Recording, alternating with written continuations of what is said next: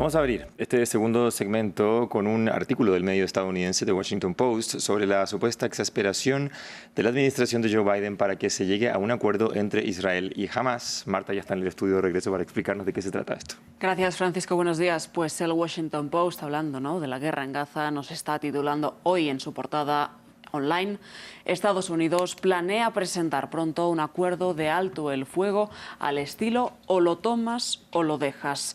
Desde Washington esperan que el hallazgo de los cuerpos de 6 rehenes en Gaza renueve la urgencia de llegar a un acuerdo entre las partes.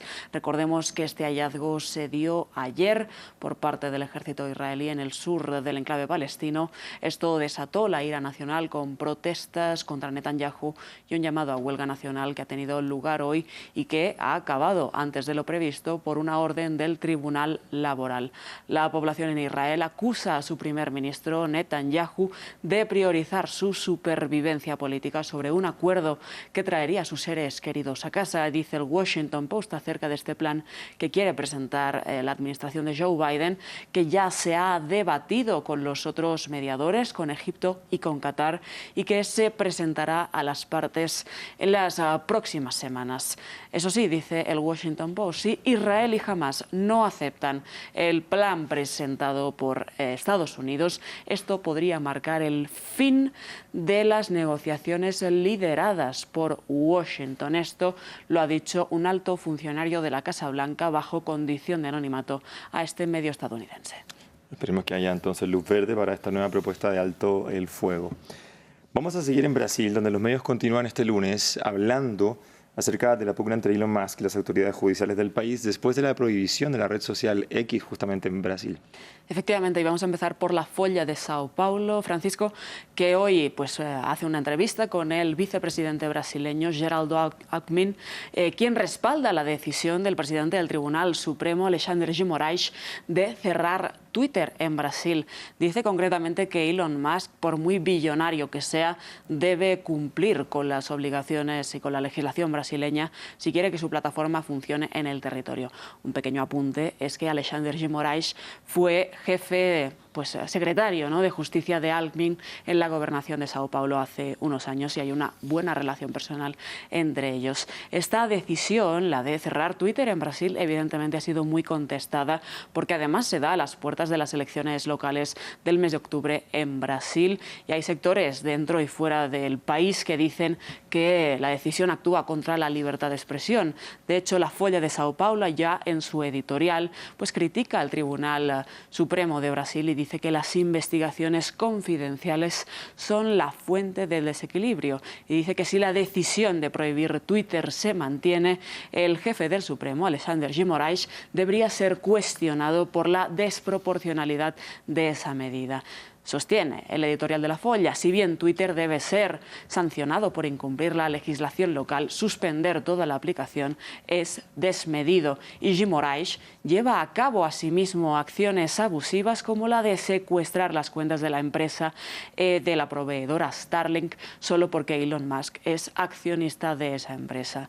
Por otra parte, Carta Capital, otro medio brasileño más a la izquierda, se pregunta por qué solo 5 magistrados van a decidir el futuro de la red social X o Twitter.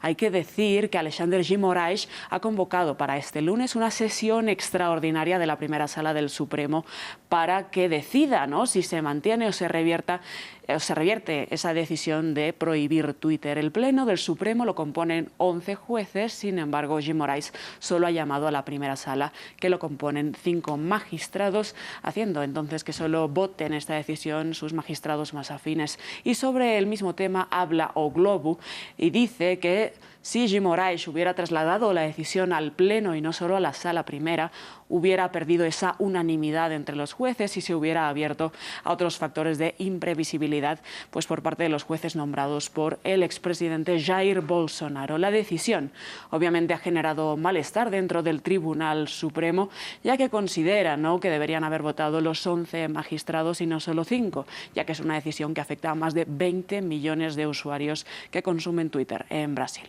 Continúa la pugna entonces y el drama respecto de lo que pasa. Y la decisión va a llegar hoy, Entonces tendremos más noticias sobre toda la noche. Exactamente, ya en Directo América probablemente nocturno. Vamos ahora hasta el viejo continente, concretamente hasta Francia, donde este lunes tiene lugar una nueva ronda de consultas por parte del presidente Emmanuel Macron, como la estábamos revisando en el noticiero, que busca un primer ministro tras casi 2 meses de las legislativas. Efectivamente, recordemos que esas elecciones dieron una victoria sin mayoría absoluta al nuevo Frente Popular de Izquierdas, al que Macron se niega a darle la opción de gobernar. El tabloide Le Parisien titula este lunes "Macron, la hora de elegir". Y dice que el presidente de la República mantiene el suspense sobre la nominación a la jefatura del gobierno y que hoy ha llevado al Elíseo a diferentes figuras tanto de la socialdemocracia como de la derecha tradicional, pues para llevar a cabo una nueva ronda de contactos. Por otra parte, el medio político titula hoy "Macron suda bajo la creciente presión para nombrar a un primer ministro". Entre las personas que ha invitado hoy el jefe del Estado francés al Elíseo está Bernard Cazeneuve, considerado para muchos el favorito para ocupar la jefatura del gobierno, dice Político. Esa presión interna ya viene pues para el presidente también desde sus propias filas, ya que el gobierno debe presentar un proyecto de presupuesto para 2025 antes del 1 de octubre. Y por último, para cerrar este bloque, el diario El País también nos está titulando hoy que Macron multiplica las consultas tras 7 semanas de bloqueo. El hecho de que sus antecesores, Nicolas Sarkozy y François Hollande, se vayan a reunir hoy con el presidente galo podría llevarnos a pensar que la decisión de Macron podría llegar muy pronto. También dice El País que Bernard Cazeneuve será el único que puede garantizar una cierta estabilidad y no ganarse el voto en contra, ¿no?, de todo el Parlamento. Exactamente, pendientes entonces de lo que ocurre en Francia, casi 2 meses de las legislativas. Quedémonos en Europa, vamos eso sí a Alemania, con los titulares que nos dejan las elecciones estatales de ese país, con un ascenso de la extrema derecha.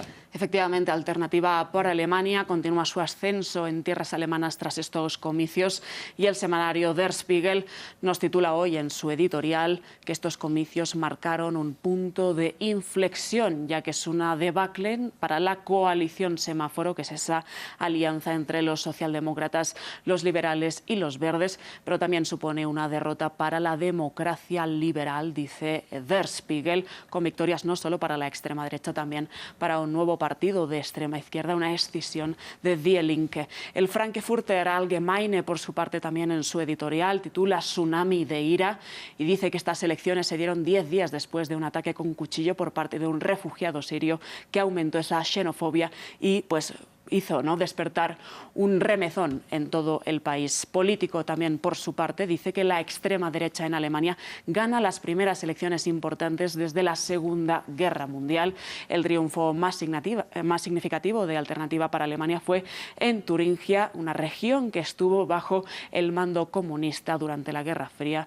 Y por último, el Wall Street Journal en Estados Unidos nos dice que los resultados son textualmente una vergüenza para el canciller Olaf Scholz y que, esto también es textual, no se puede culpar al electorado por perder la paciencia con sus disfuncionales partidos gubernamentales. Bastante crítico. Y un lunes bien político, además, revista de prensa. Gracias, Marta. Nos vemos mañana. Gracias, Francisco. Mañana.